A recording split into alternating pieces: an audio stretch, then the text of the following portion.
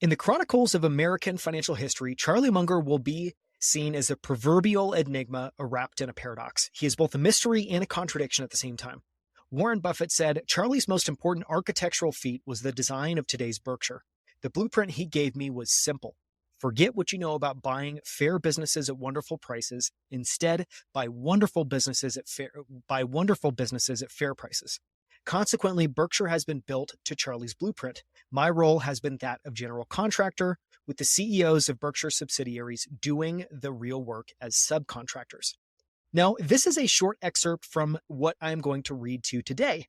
Now, with the passing of Charlie Munger, I feel like it's really important to just do a simple episode on who is Charlie Munger. Even if you generally know who he is, if you studied some of his work, I still think it's a great reminder. Like in my life, he's somebody that I always want to keep fresh in my mind because he is, I think, such a powerful and potent like well of wisdom and common sense that I think, the way I think about learning about people and learning about books is it's like putting these kind of mini characters on your shoulders and in your mind that I think as you're thinking through problems, as you're faced with decisions, you can turn to them and reflect on what they might do or what advice they might give you. And what I'm going to read to you today is actually the beginning of the Tao of Charlie Munger, which is actually a compilation of quotes from Berkshire Hathaway's vice chairman on life, business, and the pursuit of wealth. It's a book put together by David C. Clark. And, in the book, he's got tons of wonderful quotes in his commentary on them. But I actually think the introduction is in many ways more interesting because there are many ways you can sum up Charlie Munger. I think that what this description that David Clark has written is just absolutely exceptional. So that's what we're going to read today. You can find the show notes for this episode at outlieracademy.com/who is Charlie Munger. You can type that in all together. You can put dashes between it. It will work. Outlieracademy.com/who is Charlie Munger. Okay, let's dive in. In the chronicles of American financial history, Charlie Munger will be seen as the proverbial enigma wrapped in a paradox. He is both a mystery and a contradiction at the same time. Warren Buffett said, Charlie's important architectural feat was the design of today's Berkshire. The blueprint he gave me was simple. Forget what you know about buying fair businesses at wonderful prices. And again, this was Benjamin Graham's big idea. And Charlie instead said, no, we're not going to do that. Instead, buy wonderful businesses at fair prices. Consequently, Berkshire has been built to Charlie's blueprint. My role has been that of general contractor, with the CEOs of Berkshire subsidiaries doing the real work as subcontractors. It's a powerful statement coming from Warren Buffett. That really, the core idea of what became Berkshire Hathaway came from Charlie. And, just for a quick bit of background on this, I think part of this is, if you go and you study Warren Buffett, effectively apprenticed, learned from, was in class with Benjamin Graham, learning about classical value investing. And one of the things you find out, and Charlie actually, in the book, there's a wonderful quote that actually talks about this. But Charlie explicitly called out that Benjamin Graham has a lot of wonderful ideas and his framework for value investing was great, but it was also shaped by his most defining experience, which was living through the Great Depression and all of the pain and scar tissue he experienced as part of that. And so, he's basically saying Benjamin Graham has had some great ideas, but he was maybe overly operating from a place of fear from this experience. And so Charlie's big idea here was, let's just not get okay businesses at great prices. Let's go get fantastic businesses at fair prices. And, knowing that that's probably going to work better. And a very easy reason to explain why that's going to work better is these businesses are more durable. They're going to be more durable, against competition. They're going to work for longer.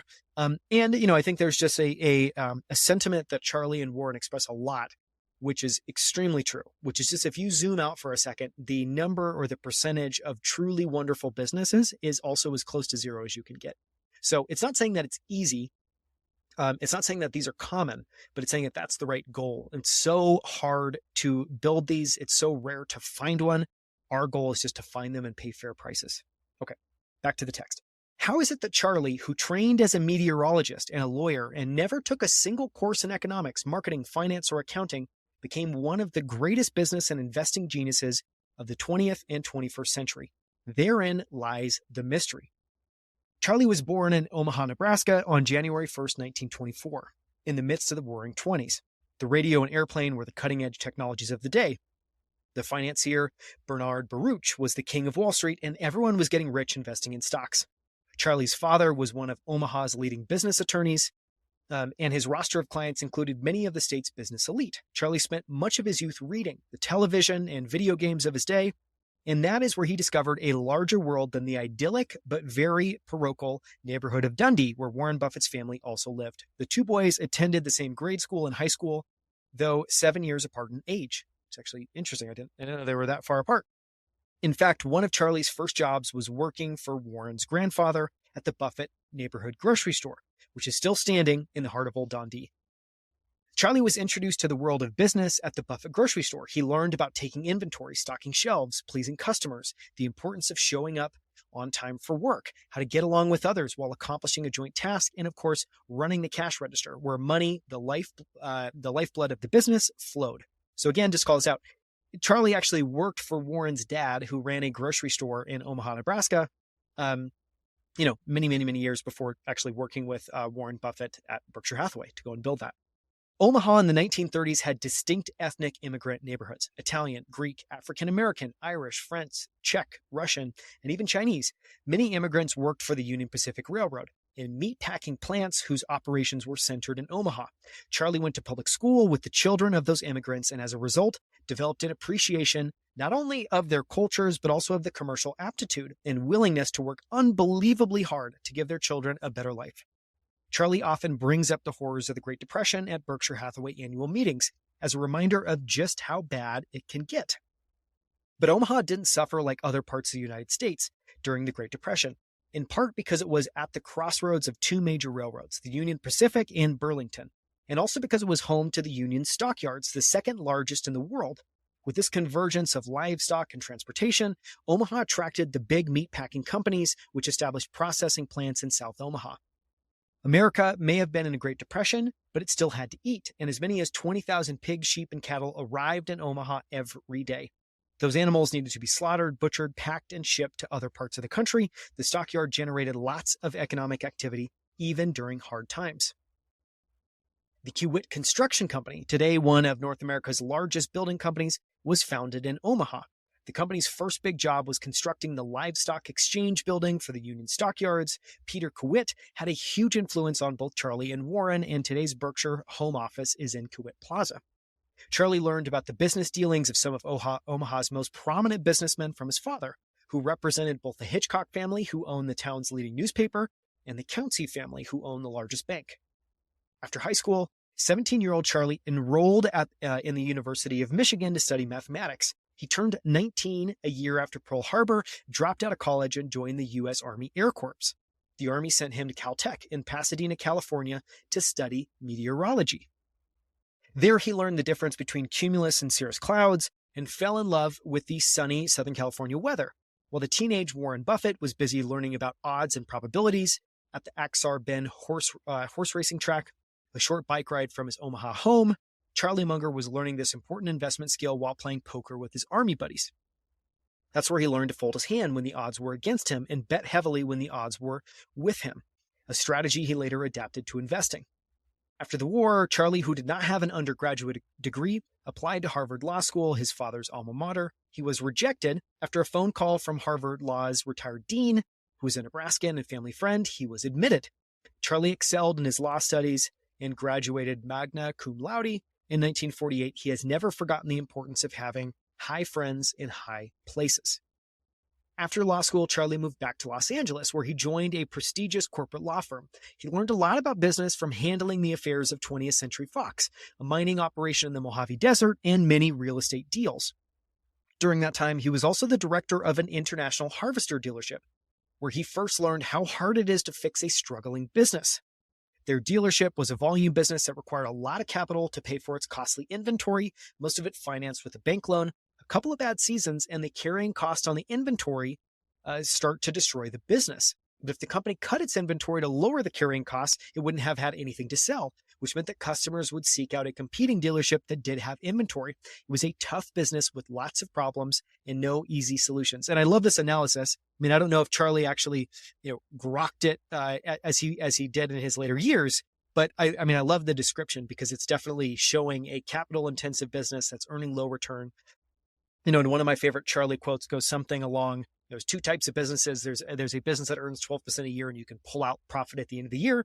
And there's a business that earns 12% a year and you have to plow it back into inventory or capital expenses or capital investments at the end of the year. And this is very clearly an example of the latter, which is not a business that Charlie or Warren like for very obvious reasons.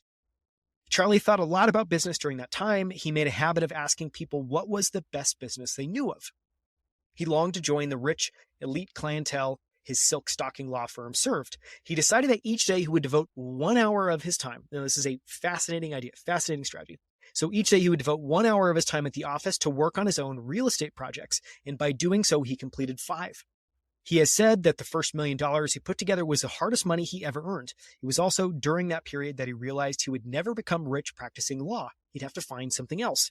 In the summer of 1959, while in Omaha to settle his father's estate, he met 2 old friends for lunch at the Omaha Club, a wood-paneled private downtown club where businessmen lunched in the afternoon and drank and smoked cigars in the evening. The 2 men had decided to bring along a friend of theirs who was running a partnership they had invested in and whom they thought Charlie would enjoy meeting, a young man by the name of Warren Buffett. Obviously very fortuitous. By all accounts, it was a case of instant mutual attraction. Warren started by launching into a standard diatribe about the investing genius of Benjamin Graham. Charlie knew about Graham, and immediately the two began to talk about businesses and stocks. The conversation became so intense that Charlie and Warren barely noticed when their 2 friends got up to leave.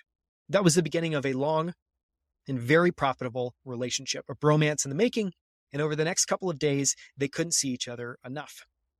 One night over dinner, Charlie asked Warren if he thought it would be possible for Charlie to open an investment partnership like Warren's in California.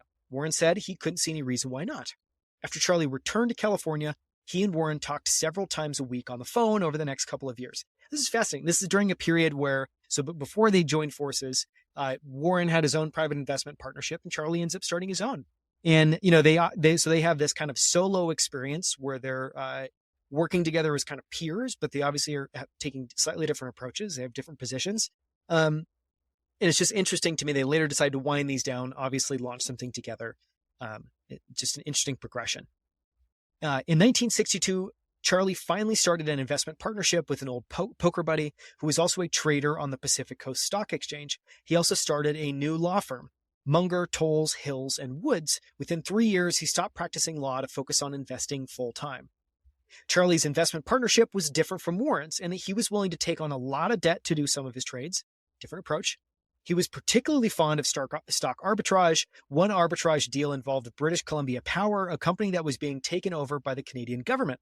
The takeover price was $22 a share. BCP was selling for $19 a share. Thinking that the deal would eventually go through at $22, Charlie bought up all the shares of BCP he could get his hands on and ended up putting all the partnership's money, all of his own money, and all that he could borrow into BCP. Now, it clearly says a lot about Charlie Munger. He's very comfortable with concentration, and he's very comfortable at this stage using leverage. Now, this is something Warren and Charlie decide ultimately is not a good idea, but it's interesting to see this progression in Charlie early on being very aggressive. All of the partnership's money, all of his money, and all money he could borrow into a single position that he had a lot of conviction in. The trade worked out. BCP was taken over at $22 a share, and Charlie made out like a bandit. In the mid-1960s, Charlie and Warren were busy scouring over the Pink Sheets, a pre-internet daily publication of the prices of over-the-counter stocks, also called OTC stocks, printed on pink paper, looking for a bargain price on a good company. One of the companies they found, this is the start of Berkshire Hathaway, one of the companies they found was Blue Chip Stamp. Blue Chip was a trading stamp company. Other businesses would buy trading stamps from Blue Chip, give them to their customers who would then redeem them for prizes that Blue Chip was offering. Think of it as an early form of a rewards program. What made the company interesting to Charlie was that Blue Chip had a pool of money called float that was created by the lag between it selling the stamps and the customers redeeming them. What made Blue Chip stock attractively priced was the fact that the U.S. government had filed an antitrust action against the company. Charlie, as a lawyer, thought the lawsuit would be resolved in favor of Blue Chip, which it was. Charlie, through his partnership, and Warren, through Berkshire, eventually took control of the company, and Charlie became its chairman. By the late 1970s, the float at Blue Chip had grown to approximately $100 million, money that Charlie and Warren could invest. Now, this is really interesting. Obviously, a core part of Charlie and Warren's strategy building Berkshire Hathaway was building up enormous amounts of float in their insurance operations. And this is a fascinating example of another company with a very different model that basically has a lag. And I don't know what that lag was. I would hope that it's at least 90 days. Maybe it's more like 6 months between when they sell and when a customer redeems. It's kind of like a gift card business, I think, in many ways. I'm guessing some percentage of customers also never redeemed.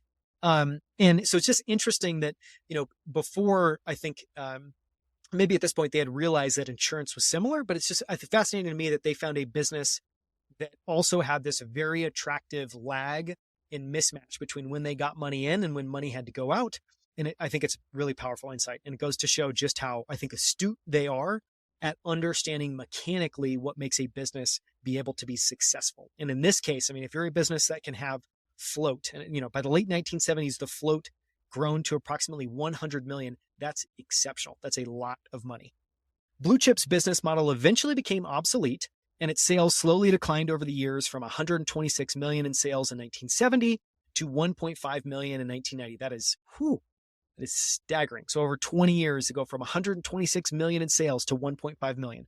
But in its heyday, under Charlie's direction, Blue Chip used its surplus capital to purchase, this is interesting, 100% of See's Candy, obviously fantastic, and 80% of a finance company called Wesco, which owned a savings and loan bank. Just as Warren had taken capital out of Berkshire's failing textile operation to buy a thriving insurance business, National Indemnity, Charlie took the excess capital out of Blue Chip Stamp and invested it in profitable businesses. Eventually, Blue Chip Stamp was merged into Berkshire Hathaway. In 1968, Charlie teamed up with Warren Davy Sandy Gottsman, who ran the investment firm First Manhattan, to form Diversified Retailing Corporation. DRC acquired the Baltimore-based department store Hochschild Kohn for $12 million. Half of the acquisition was financed with a bank loan. Hochschild Kohn was bought at a bargain price, but it had no competitive advantage and was constantly having to spend precious capital keeping up with the competition. Very similar to the textile business that Berkshire Hathaway started with. I did a breakdown on the anxieties of business change, which is this great, it's from a section of one of the annual letters. I'm blanking on the exact year, but it's, I think, a fascinating example. It's when Warren Buffett had decided to exit, Warren and Charlie had decided it was time to finally sell and exit this textile business, which is something they rarely ever do. And all the logic for it, and all of the logic was that it just made no economic sense. It was all the capital the business generated was kept in the business. It required enormous amounts of investment just to stay competitive. And so it's just a categorically terrible business to be in. And it sounds very similar. Charlie and others quickly learned how hard the retail clothing business really is. Unlike the jewelry or carpet business, where the inventory never depreciates, in retail clothing, the entire inventory becomes obsolete with the changing of every season. After 3 years of dismal results, they sold Hochschild Kohn. During that time, Charlie started seeing the advantages of investing in better businesses, didn't have big capital requirements, and did have lots of free cash flow that could be invested in expanding operations or, again, buying new businesses. It's kind of like a flywheel, a reciprocal loop. They buy profitable businesses. They have an opportunity every single year to invest some or all of that money back in the business. And, Charlie and Warren have a very high bar for that. They want to make sure that that makes sense to do, and they're actually going to get a return on that capital and a return of that capital, two different things. Or they can buy new businesses. And this is the flywheel that created Berkshire over many, many, many years. From 1961 to 1969, Charlie's investment partnership showed an amazing average annual return of 37.1%. But the crash in 1973, 1974 hurt him. And when he closed the fund in 1975, it had $10 million in assets and showed an average annual rate of return of 24.3% for the 14 years it was in operation. What is interesting is that in the final years of the fund, Charlie was running a highly concentrated portfolio, the holding in Blue Chip alone accounting for 61%, almost 2/3 of all the capital. 61% of the fund's investments. He has never been a fan of diversification as an investment strategy. One of the investment decisions that Charlie's partnership made in 1972 was to team up with the investor Rick Gurin and take a controlling investment in a closed-end investment fund called Fund of Letters, which they quickly renamed to New America Fund. When the partnership liquidated the partners' received shares in the New America Fund, which grew and ran, and for which Charlie picked the investments. In 1977, New America Fund bought the Daily Journal Corporation, another, fortuitous thing. Charlie ended up running the Daily Journal Corporation for many, many, many decades. So they bought this in 1977 for $2.5 million, and Charlie became its chairman.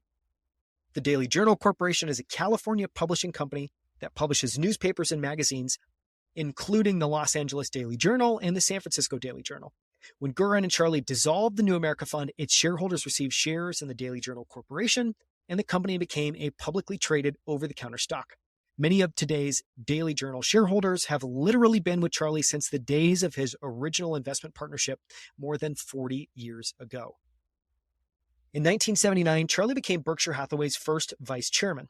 In 1983, Blue Chip Stamp merged with Berkshire Hathaway, and Charlie took over as chairman of Wesco. It was from those two positions that Charlie would help Warren make the investment and management decisions that would take Berkshire Hathaway from a net income of $148 million and a stock price of $1,272 in 1984 to net income of $24 billion and $210,000 a share in 2016. And obviously it's worth a lot more today, but that's exceptional. I have to repeat that back. 1984, net income was $148 million. In 2016, it's $24 billion.